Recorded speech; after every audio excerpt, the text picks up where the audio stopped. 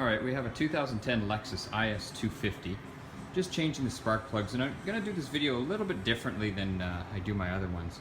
I kind of wanted to show it apart, and I know everyone likes to see how it comes apart, but you know what, I figure some of these videos, they don't really go into detail. You sort of see the guy telling you to take it apart, but then you don't really know what goes on in the middle, and then it's sort of back together. So I'm just going to try something different on this time. So I've taken it apart.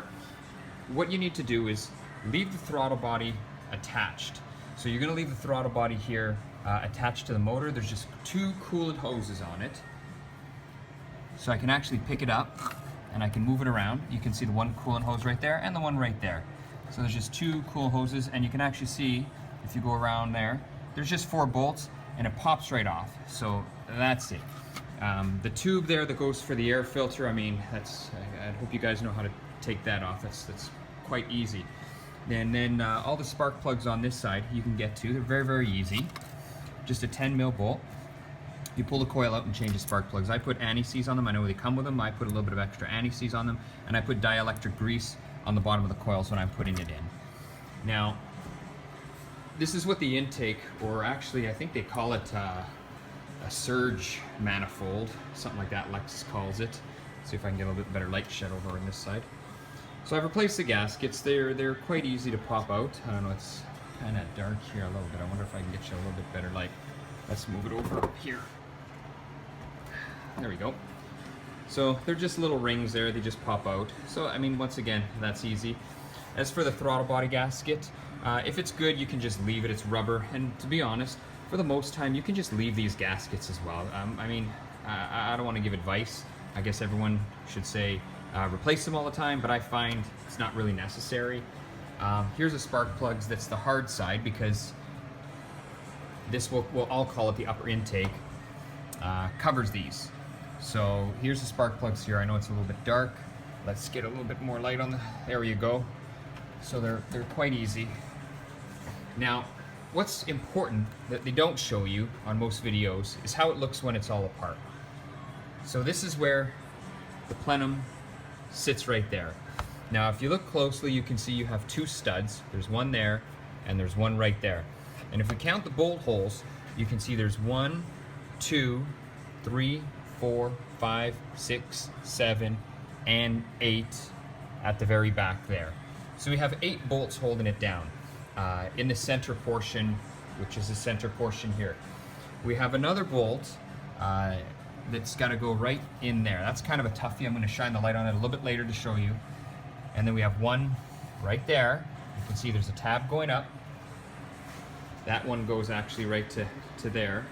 And lastly, there's one that holds a throttle body. I'll show you at the end. I will show you that when you're putting together so you can see where those are, because I know it might be a little bit hard. But the one thing on a lot of videos, like I said, is you don't really show it all taken apart. So this way I'm figuring if a video isn't maybe explained thorough enough for someone, you can sort of show them what everything looks like apart, show them where all the bolts are, how many bolts there are to take off, and this way when you're taking something apart, you can say, wait a minute, I need so many bolts, I need this, I need that.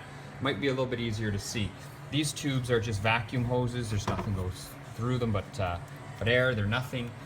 And then we just have, lastly on this side, we just have the little, it's just a fuel rail that goes to the manifold, and then the connector there. So pretty easy. I'm just gonna show you one more time. Here it is here. So let's flip it over. This is how it looks from the top. You guys will all recognize it. And then we're just gonna place it down and then start bolting it up. There is one bolt that's tight to get at. I'm gonna show you when we're bolting it up, and I had to use a small little quarter drive. So here it is right here, and we're just gonna lay it down just like that. And we're just gonna slide it right in. I'll leave it loose and I'm gonna show you guys. Okay, now I'm getting ready to drop it on. Actually, if I just rest it down like that, I'm gonna back up, you can see there it is. So you can see the throttle body connects right to there, just like that. Very easy, 4 bolts. There's the actual bracket for it, and it goes through the side once that lines up. This thing here, like I said, is just tubes. This thing actually, I'm just have it loose, you can almost see it goes right there, and then there's a couple little electrical connections a coolant line here that we're just going to fish out of the way as we go down. Now the one thing, I did show you those 2 bolts that were sticking up. It's very easy to line it up and then drop it right down. But there is a few tricks. Now I want to show you guys just a few tricks, a few things that I found that really are helpful. I'm just aiming the light here for you guys. Once you lift it up, and I hope you can see underneath it, there's a wiring harness at the back. And I'm going to lift it up a bit there. You can actually see the clip. I'm going to zoom right in. This little plastic tab there. So there's a wiring harness, and I'm not going to be able to actually show you how I do it because I'm just going to reach behind it. If you guys are doing the job, you're going to know exactly what I'm talking about. It's a gray little wiring harness. That snaps to the back of it, and then I'm going to walk around just to show you guys again. And I think I'm going to move the light over. Okay, I've moved the light over to the other side so it's nice and easy to see. So you can see we've got the manifold there. There's the actual clip. You can see that little hole there in it? There's the clip it goes through. When you're pulling it off, be careful. I just use a pair of needle nose pliers to get in there. Now, you look right down on the valve cover. There's the port for the vacuum. You look on the cover, there's the port there. So before I drop it right down, I'm just going to wiggle that into place, and then you can see there's this bracket on the rear of the head, and it'll go into there. There's where our fuel rail goes. So what I'm going to do is I'm just going to get it into place. This thing here, actually, right here, I'm going to back up so you can see exactly what I'm talking about. This thing here, that hole there, that'll be bolted right, where are we? I don't know if you can see it. It's right in there, so it might be a little bit difficult to see. I don't know if it's my phone's picking it up. I think it's in the shadows. But anyway, you'll see as soon as it drops down, you'll see it'll line right up in there. Okay, so I've dropped it in place, and you can see it's still loose. I can move it around quite easy, but you can see the 2 studs I was talking about. That one right there, and that one right there. They're lined up now, so it's in. Doesn't seem like anything is hitting, nothing's binding. You can see here, if you look down, I'm going to take the light, if I can show you this. I'd like to show you this because these are sort of important things that it's hard for people to do, but I'm going to pull the wiring harness, and if I pull up, I'm just going to, there, you can see it moving right there. That lines right up with the head, or the valve cover I should say. And then on this side right here,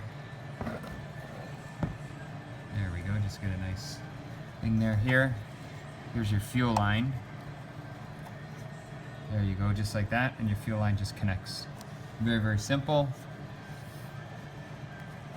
The electrical connections, easy to see. Everything lines right back up. I'm going to walk around. Take a look at this side.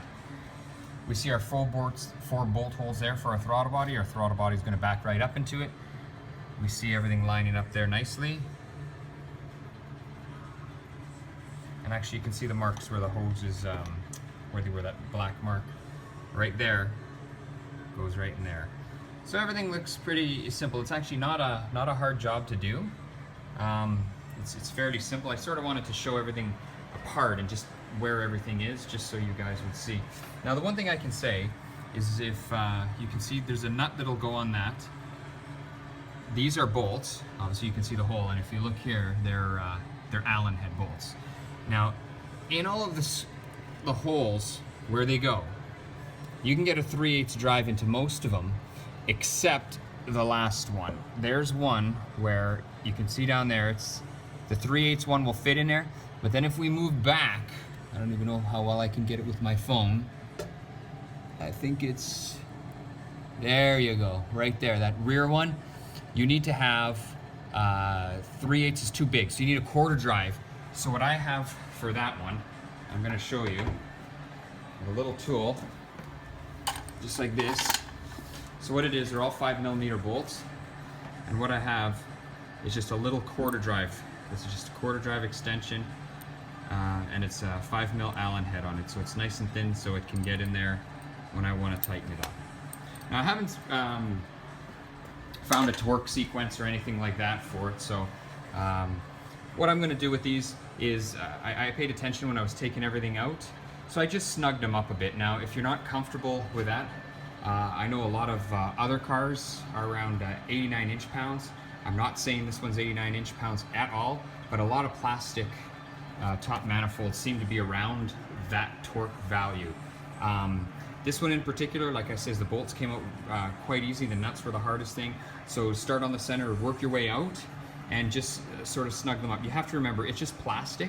There's not much to it, and it's just rubber gaskets you're compressing. So you don't really need a lot. And the ears on the side here, where it bolts to the rocker cover where I was showing you earlier, and the side, that's actually what really gives it its support. This more or less just holds it in place in the middle, but all the support comes from the side, not really from the center. So you really don't need a lot of torque on it when you're doing it.